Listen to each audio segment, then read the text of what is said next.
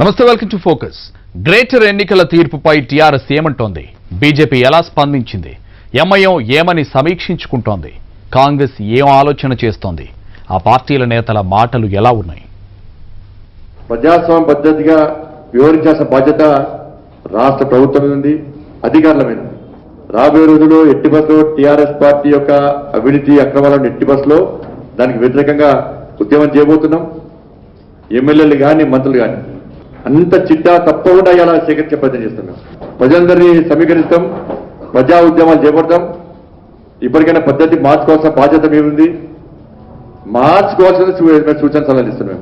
మాకు majority seat ఇచ్చారు. కేసీఆర్ మీద నమ్మకం ఉన్నది, కేసీఆర్ మీద విశ్వాసంతో అక్కడ మెజార్టీ సీట్లు ఇచ్చారు. మేయర్ కూడా టీఆర్ఎస్ పార్టీ వస్తారు. వన్ సైడ్ మాకు ఎవరితో కొత్త అవసరం లేదు. మెజార్టీ సీట్లు మాకే ఇచ్చిండ్రు. మెజార్టీ అభ్యర్థి మేయర్ అవుతారు. మేము మెజార్టీ రాకపోతే మేము పోటీకి కూడా ఉండకపోదు. మెజార్టీ ఇచ్చారు, అయినా మాకు గౌరవం ఇచ్చారు. ఎన్ని తప్పుడు పనులు చేసినా, తప్పుడు ఆరోపణలు చేసినా, సోషల్ మీడియా తోటి వివిధ ఆశలు పెట్టినా Hyderabad seat majority seat TRS party के इच्छी. ये पासिंग फेज है, कुछ भी नहीं होता है. जब तेलंगाना बना था तो उस वक्त वाईएसआरसीपी पार्टी थी, पीआरपी थी, आपके कम्युनिस्ट पार्टीज थे, टीडीपी थी. ये सब खत्म हो गए. तो वो पॉलिटिकल वैक्यूम जो था वो बीजेपी फिल करी है. तो इसमें कोई मैंने समझता है कि इंशाल्लाह ऐसा कुछ होगा, मगर हमको इस पर गौर करने की जरूरत है और एक स्ट्रेटेजी बनाएंगे. భావోద్రేకాలను సృష్టించి దాంట్లోంచి లబ్ధి పొందేటువంటి ఆలోచన కాంగ్రెస్ పార్టీ పరంగా మేము వ్యక్తపరుస్తూ ఉన్నాం.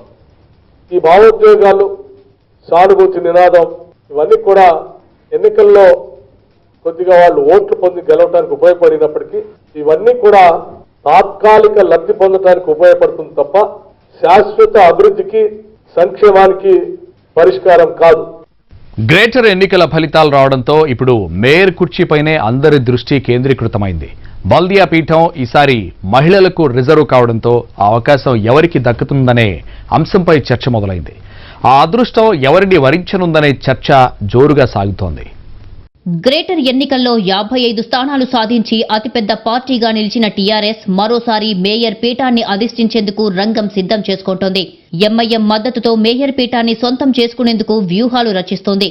అయితే మేయర్ పదవి ఈసారి మహిళకు రిజర్వ్ కావడంతో గులాబీ దళం నుంచి గెలుపొందిన మహిళా కార్పొరేటర్లలో ఎవరిని ఆ అదృష్టం వరించనుందనే ఉత్కంఠ నెలకొంది. ఇప్పటికే పలువురి పేర్లు తెరమీదకు వచ్చాయి. బల్దియా ఎన్నికల్లో గెలిచిన టీఆర్ఎస్ అభ్యర్థుల్లో 23 మంది మహిళలు ఉన్నారు. వీరిలో మేయర్ పదవి ఎవరిని వరిస్తుందనే చర్చ జోరుగా సాగుతోంది.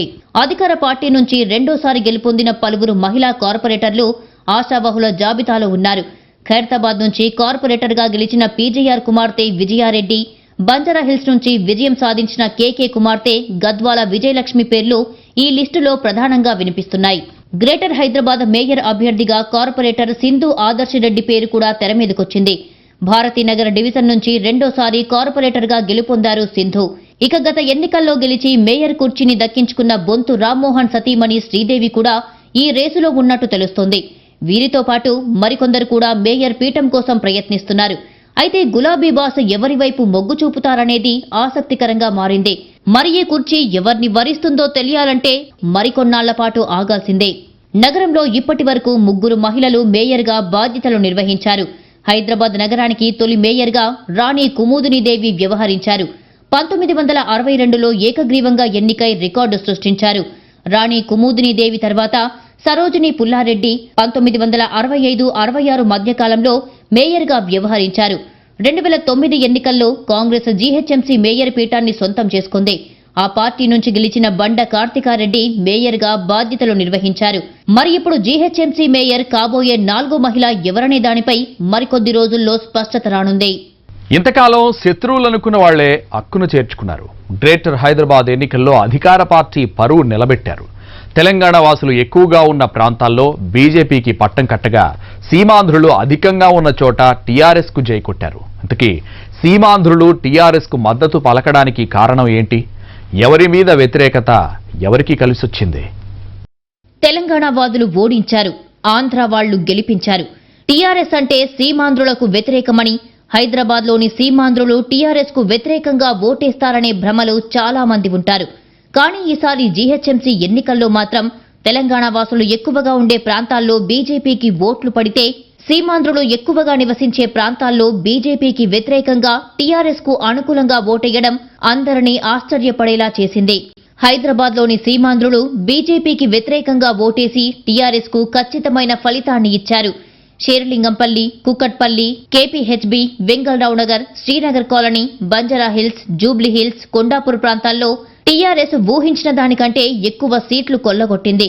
55 సీట్లతో బోర్లా పడిన టీఆర్ఎస్ కు ఆ మాత్రమైన సీట్లు వచ్చాయంటే దానికి కారణం ఈ ప్రాంతాలే.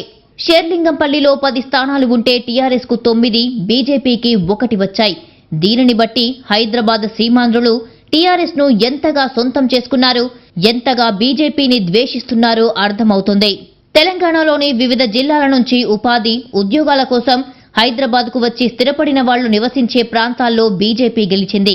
ఎల్బీ నగర్, సరూర్ నగర్, ఆర్కేపురం డివిజన్లలో కమలం వికసించింది. ముఖ్యంగా ఎల్బీ నగర్ నియోజకవర్గంలోని అన్ని డివిజన్లలో బీజేపీ అభ్యర్థులు గెలిచారు. తెలంగాణ వాదులు అధికంగా ఉండే ప్రాంతాల్లోనే తమ అభ్యర్థులు ఓటమి పాలవ్వడం టీఆర్ఎస్ కు మింగుడుపడని విషయమే. ఉమ్మడి ఆంధ్రప్రదేశ్లో తెలంగాణ ఉద్యమానికి పెద్దగా సహకరించని ప్రాంతాల్లో ఈసారి కారు దూసుకెళ్లింది. ఆంధ్ర ప్రాంతం వాళ్లు ఎక్కువగా నివసించే జూబ్లీహిల్స్, కుక్కట్పల్లి, ఖైరతాబాద్, అమీర్పేట్, సంజీవ్ రెడ్డి నగర్, బాలానగర్, జగద్గిరిగుట్ట, గాజుల రామారం ప్రాంతాల్లో టీఆర్ఎస్ అభ్యర్థులు విజయం సాధించారు. కుకట్పల్లి సర్కిల్లో 6 డివిజన్లలో గులాబీ జెండా రెపరెపలాడింది. కుత్బుల్లాపూర్ అసెంబ్లీ పరిధిలో 7 డివిజన్లు ఉంటే 6 టీఆర్ఎస్ విజయం సాధించింది. ముఖ్యంగా ఈ ప్రాంతాల్లో టీఆర్ఎస్ అభ్యర్థులు భారీ మెజారిటీతో గెలుపొందడం బట్టి చూస్తుంటే అధికార పార్టీకి సీమాంధ్రుల నుంచి ఏ స్థాయిలో మద్దతు లభించిందో అర్థం చేసుకోవచ్చు. వాస్తవానికి ఏపీ వాళ్లు నివసించే ప్రాంతాలపై టీఆర్ఎస్ కు పెద్దగా అంచనాలు లేవు. అయితే సీమాంధ్రులు టీఆర్ఎస్ కు పట్టం కట్టడానికి బీజేపీ పాటిస్తున్న ద్వంద్వ ప్రమాణాలు కూడా ఓ కారణం. ఏపీకి ప్రత్యేక హోదా ఇస్తామన్న హామీని బీజేపీ తుంగలోకి తొక్కింది. అమరావతిని మార్చి విశాఖను రాజధాని చేసే విషయంలో వైసీపీకి మద్దతు పలకడం, పరోక్షంగా ఆంధ్ర ప్రాంతంపై నిర్లక్ష్యం ప్రదర్శించడం ఇవన్నీ బీజేపీ మీద ఆగ్రహానికి కారణమయ్యాయి. బీజేపీపై ఆగ్రహం ఉంటే ఏపీ వాళ్లు టీడీపీకి ఓటేయొచ్చని అనుకోవచ్చు. తెలంగాణలో టీడీపీ దాదాపు ఉనికి కోల్పోయింది. ఆ పార్టీకి ఓటేసినా మురిగిపోవడమే తప్ప ఒరిగేదేమీ ఉండదు. పైగా చాలా మంది సీమాంధ్ర నాయకులు ఇప్పటికే టీఆర్ఎస్ లో చేరిపోయారు. గాంధీ, కృష్ణారావు లాంటి వాళ్లు టీఆర్ఎస్ ను గెలిపించే బాధ్యతను భుజానకెత్తుకున్నారు. మొత్తానికి ఒకప్పుడు ద్వేషించిన సీమాంధ్రులే హైదరాబాద్ లో టీఆర్ఎస్ పరువు నిలబెట్టారు. కారణాలేమైనప్పటికీ బీజేపీపై సీమాంధ్రులకు ఉన్న వ్యతిరేకత గ్రేటర్ హైదరాబాద్ ఎన్నికల్లో టీఆర్ఎస్ కు అనుకూలంగా మారింది. 4 ఏళ్ల క్రితం 4 సీట్లే ఇప్పుడు 40 సీట్లు దాటేసి 50కి దగ్గరగా వచ్చింది. టీఆర్ఎస్ ను దారుణంగా దెబ్బతీసింది. బీజేపీకి ఈసారి సీట్లు పెరుగుతాయని అనుకున్నా అది ఈ స్థాయిలో ఉంటుందని ఎవరూ ఊహించలేదు. ప్రజల్లో భారతీయ జనతా పార్టీకున్న ఆదరణ సర్వే సంస్థల అంచనాలకు కూడా అందలేదు. చాలా తక్కువ కాలంలో బీజేపీ ఇంతలా పుంజుకోవడానికి కారణమైన వ్యూహమేంటి? పదునైన వ్యూహాలు, గ్రౌండ్ లెవెల్లో వాటిని అమలు చేసే కార్యకర్తలు, నాయకులు. ఇదే బీజేపీకి బలం. బీహార్ అసెంబ్లీ ఎన్నికల్లో గెలుపు, దేశవ్యాప్తంగా జరిగిన ఉప ఎన్నికల్లో విజయం, అన్నింటికీ మించి దుబ్బాక థ్రిల్లర్ను గెలుచుకున్న తీరు బీజేపీలో ఉత్సాహాన్ని ఒక రేంజ్కు తీసుకువెళ్లింది. దుబ్బాక ఇచ్చిన కిక్ చల్లారకముందే గ్రేటర్ ఎన్నికలు రావడంతో రెట్టించిన ఉత్సాహంతో రంగంలోకి దిగారు కమలనాథులు. దేశంలో ఎక్కడ ఎన్నికలు జరిగినా బీజేపీ వ్యూహం చాలా క్లియర్ గా ఉంటోంది. ప్రత్యర్థులు ఆ వ్యూహాలను అర్థం చేసుకుని ఎదురుదాడి చేసే టైం కూడా ఉండటం లేదు. బూత్ లెవెల్లో కార్యకర్తల్ని బలోపేతం చేయడం, వార్డులు, డివిజన్లు, నియోజకవర్గాల వారీగా నాయకులకు లక్ష్యాలివ్వడం, లక్ష్యాల సాధన కోసం రేయింబవళ్లు పనిచేయడం, ఇదే బీజేపీ వ్యూహం. బీజేపీ సోషల్ మీడియా పార్టీకి అదనపు బలం. వీటన్నింటికి తోడు సుడిగాలిలా వచ్చిపడే జాతీయ స్థాయి నాయకులు. ప్రత్యర్థుల్ని ఉక్కిరిబిక్కిరి చేసి ఊపిరి తీసుకోకుండా దాడి చేస్తోంది కమల దళం. జాతీయ నాయకత్వం తెలంగాణ రాష్ట్రంలో జరుగుతున్నటువంటి అరాచక పాలనకు, అవినీతి పాలనకు, కుటుంబ పాలనకు దాన్ని గుర్తించి తెలంగాణ ప్రజలకు ఎట్టి పరిస్థితుల్లో న్యాయం చేయాలనేటువంటి ఒక ఆలోచనతో ఈ జిహెచ్ఎంసీ ఎన్నికల్లో మాకు అండగా ఉండి ప్రోత్సహించినటువంటి, అన్ని రకాల సహకరించినటువంటి భారతీయ జనతా పార్టీ గ్రేటర్లో ఎంఐఎం బలంగా ఉండడంతో బీజేపీకి కొత్త ఎజెండా అవసరం లేకుండా పోయింది. పార్టీ అధ్యక్షుడు సంజయ్ నగరంలోకి వచ్చి రావడంతోనే ఎంఐఎం మీద యుద్ధం ప్రకటించారు. పాత బస్తీలో భాగ్యలక్ష్మి ఆలయం నుంచే ప్రచారం ప్రారంభించి భావోద్వేగాలను తట్టిలేపారు. సర్జికల్ స్ట్రైక్స్ చేస్తామంటూ ఓట్ల తేనెతుట్టెను కదిపారు. పివి ఎన్టీఆర్ ఘాట్లను కూలుస్తామన్న అక్బరుద్దీన్ వ్యాఖ్యలు బీజేపీకి అవసరమైన ఇంధనాన్నిచ్చాయి. అక్బరుద్దీన్ వ్యాఖ్యలతో హిందూ ఓట్ల పోలరైజేషన్ మొదలుపెట్టింది కమలదళం.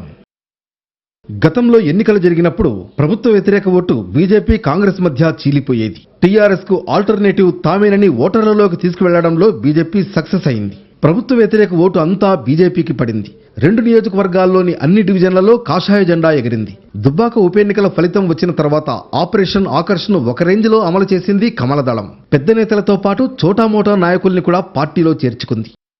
వరదల సమయంలో ప్రభుత్వం పట్టించుకోలేదనే ఆరోపణల్ని ప్రజల్లోకి తీసుకువెళ్లడంలో బీజేపీ సక్సెస్ అయింది. 10,000 రూపాయలు అందకుండా బీజేపీ నేతలు అడ్డుపడ్డారని ఆరోపించడం, దానిపై సంజయ్ చేసిన సవాల్ను స్వీకరించకపోవడం టీఆర్ఎస్ కు మరో మైనస్. డబుల్ బెడ్రూమ్ ఇళ్లు, ఇతర హామీల విషయంలో టీఆర్ఎస్ వైఫల్యాలు బీజేపీకి అనుకూలంగా మారాయి. తెలంగాణలో బలమైన శక్తిగా ఎదగాలని భావిస్తున్న బీజేపీకి గ్రేటర్ ఫలితాలు మరింత ఉత్సాహాన్నిచ్చాయి. ఇదే ఊపుతో నాగార్జున సాగర్ ఉప ఎన్నికలో దూకుడుగా వ్యవహరిస్తుందనడంలో ఎవరికీ సందేహం ఉండకపోవచ్చు. రానున్న రోజుల్లో ఇతర పార్టీల నుంచి బీజేపీలోకి వలసలు భారీగా పెరిగే అవకాశం ఉంది. గ్రేటర్ ఎన్నికల్లో మరోసారి తన మార్కును చూపించింది మజ్లిస్ పార్టీ. మిగతా చోట్ల పార్టీల విజయాలు తారుమారైనా మజ్లిస్ ఇలాఖాల్లో మాత్రం ఎలాంటి మార్పు లేదు. పతంగ్ పార్టీ తమ స్థానాలను నిలబెట్టుకుంది. ఇప్పుడు మేయర్ ఎన్నికల్లో కీలకంగా మారింది. గ్రేటర్ హైదరాబాద్ ఎన్నికల్లో తన పట్టు నిలుపుకుంది మజ్లిస్ పార్టీ. గతం కంటే తక్కువ స్థానాల్లో పోటీ చేసినా అప్పుడు గెలిచినన్ని స్థానాలనే గెలిచింది. మొత్తం 51 స్థానాల్లో బరిలో నిలిచిన ఆ పార్టీ 44 స్థానాల్లో విజయఢంకా మోగించింది. ఈ ఎన్నికల్లో పాతబస్తీ తన అడ్డా అని మరోసారి నిరూపించుకుంది ఎంఐఎం. ఇక్కడ పాగా వేయాలన్న అధికార టీఆర్ఎస్ బీజేపీల ప్రయత్నాలను అడ్డుకోవడంలో సఫలమయ్యింది. ఎంఐఎం చీఫ్ అసదుద్దీన్ ఓవైసీ ప్రాతినిధ్యం వహించే హైదరాబాద్ పార్లమెంటు స్థానం పరిధిలోకి వచ్చే పాతబస్తీలో 43 కార్పొరేటర్ డివిజన్లు ఉన్నాయి. 1959లో హైదరాబాద్ మున్సిపల్ కార్పొరేషన్కు జరిగిన ఉప ఎన్నికల్లో 2 కార్పొరేటర్లతో మొదలైన మజ్లిస్ ప్రస్థానం 2016 ఎన్నికల నాటికి 44కు చేరింది.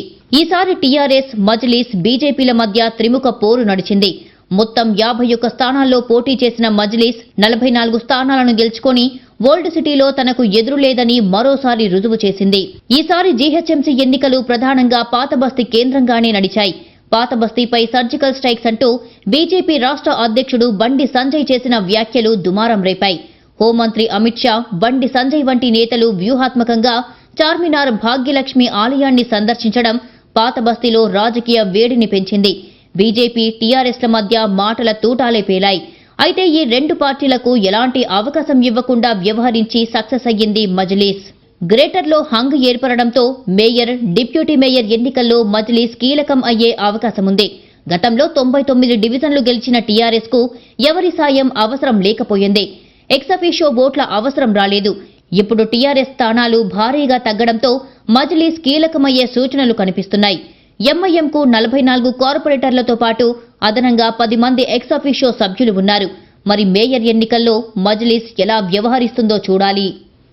పొత్తుపై టీఆర్ఎస్ నుంచి ఎలాంటి ప్రతిపాదన రాలేదన్నారు ఎంఐఎం చీఫ్ అసదుద్దీన్ ఓవైసీ. తమ పార్టీకి వచ్చిన జీహెచ్ఎంసీ ఫలితాలను సమీక్షిస్తున్నామన్నారు. గ్రేటర్లో బీజేపీ విజయం తాత్కాలికమంటున్న అసద్తో మా ప్రతినిధి Raghavendra face to face. Greater Hyderabad ఫలితాలపై మనతో మాట్లాడడానికి ఎంఐఎం అధినేత అసదుద్దీన్ ఓవైసీ ఉన్నారు. చెప్పండి సార్, జీహెచ్ఎంసీ ఎన్నికల ఫలితాలపై మీ అభిప్రాయం ఏంటి? नहीं, रिजल्ट हमारे लिहाज से रिजल्ट अच्छा आया. हम लोग अपने 44 सीट्स पे कामयाबी हासिल किए, उसको रिटेन करें. मैं शुक्रगुजार हूँ हैदराबाद की आवाम का, जनता का, कि उन्होंने अब निकल कर कोरोना कोविड में वोट भी डाला और हमको कामयाबी से हमकिनार किया. ఏ పార్టీకి కూడా స్పష్టమైన మెజారిటీ రాలేదు. దీన్ని ఎట్లా విశ్లేషిస్తారు? హైదరాబాద్ రాజకీయాల్లో దీన్ని ఎట్లా చూస్తారు మీరు?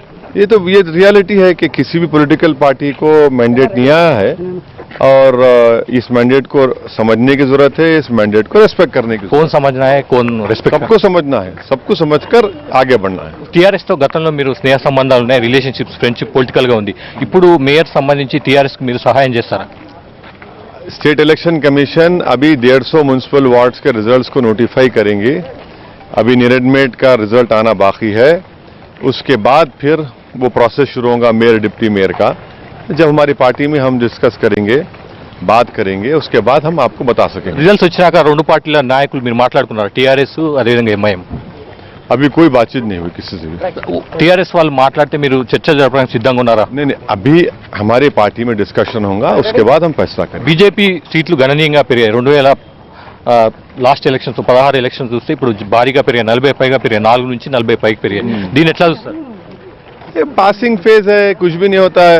जब तेलंगाना बना था तो उस वक्त YSRCP पार्टी थी, PRP थी, आपके कम्युनिस्ट पार्टीज थे, TDP थी, ये सब खत्म हो गए। तो वो पॉलिटिकल वैक्यूम जो था वो बीजेपी फिल करी है। तो इसमें कोई मैंने समझता है कि इंशाल्लाह ऐसा कुछ होगा, मगर हमको इस पर गौर करने की जरूरत है और एक स्ट्रेटेजी बनाएंगे। టీఆర్ఎస్ సీట్లు గణనీయంగా 99 నుంచి పూర్తిగా పడిపోయి 50 దాకా వచ్చాయి. దీన్ని ఎట్లా చూస్తారు? ये इस सवाल का जवाब TRS पार्टी दे सकती है।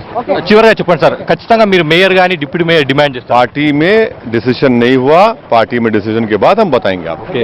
పార్టీలో చర్చించిన తర్వాత టీఆర్ఎస్ పార్టీకి సంబంధించి మద్దతు సంబంధించి అంశాన్ని చర్చిస్తామని ఇప్పటి వరకు టీఆర్ఎస్ పార్టీకి సంబంధించి టీఆర్ఎస్తో ఎటువంటి సంప్రదింపులు కానీ వారి వైపు నుంచి కానీ సంప్రదింపులు జరిగినట్టుగా ఎటువంటి సంప్రదింపులు జరగలేదని కూడా అసదుద్దీన్ ఓవైసీ చెప్తున్నారు. కేవలం రమేష్తో కలిసి రాఘవేంద్ర, ఎన్టీవీ. హోరాహోరీగా సాగిన జీహెచ్ఎంసీ ఎన్నికల్లో 14 మంది 800 లోపు ఓట్ల మెజారిటీతో గెలిచారు. 2 40 లోపు ఓట్ల మెజారిటీతో విజయం సాధించారు. 5 హ్యాట్రిక్ కొట్టగా అత్యధిక మెజారిటీతో గెలిచిన రికార్డు ఎంఐఎం సొంతమైంది. ఈసారి జీహెచ్ఎంసీ కార్పొరేటర్లుగా గెలిచిన వారిలో ఎక్కువ శాతం కొత్తవారే. టీఆర్ఎస్ 26 మంది సిట్టింగ్ అభ్యర్థులను మార్చగా 21 మంది విజయం సాధించారు. 149 చోట్ల పోటీ చేసిన బీజేపీ అభ్యర్థుల్లో 49 మంది విజయబావుట ఎగరవేశారు. వీరిలో 46 మంది తొలిసారి గెలిచిన వారే. ఎంఐఎం పార్టీ 14 మంది అభ్యర్థులను మార్చగా వారిలో 11 మంది గెలిచారు. 2 స్థానాల్లో గెలిచి కాంగ్రెస్ ఉనికి చాటుకోగా ఆ ఇద్దరు రాజకీయాల్లోకి ఈ ఎన్నికలతోనే అరంగేట్రం చేశారు. కొత్త పాలకవర్గంలో మహిళా నేతల ఆధిక్యం కనిపించనుండగా అందులో 90% తొలిసారి గెలిచిన వారే. మరోవైపు గ్రేటర్ ఎన్నికల్లో 5 హ్యాట్రిక్ సాధించారు. వారిలో 2 ఎంఐఎం, మిగతా 3 టీఆర్ఎస్ అభ్యర్థులు. మరో 4 సార్లు విజయం సాధించారు. ఎంఐఎం తరపున మాజిద్ హుసేన్, సయ్యద్ మినాజుద్దీన్, టీఆర్ఎస్ నుంచి జితేంద్రనాథ్, రావుల శేషగిరి 4సారి కార్పొరేటర్లుగా గెలిచారు. ఇక భారీ మెజారిటీతో గెలిచిన వారిలో ఎక్కువ మంది ఎంఐఎం అభ్యర్థులే. పత్తర్గట్టి నుంచి గెలిచిన సయ్యద్ సోహెల్ ఖాద్రీ 18,909 ఓట్లతో గెలిచి అత్యధిక మెజారిటీతో గెలిచిన అభ్యర్థిగా రికార్డు సృష్టించారు. ఇక బిఎన్ రెడ్డి నగర్ నుంచి గెలిచిన బీజేపీ అభ్యర్థి 32 ఓట్లతో గెలిచి అత్యల్ప మెజారిటీతో గెలిచిన క్యాండిడేట్గా నిలిచారు.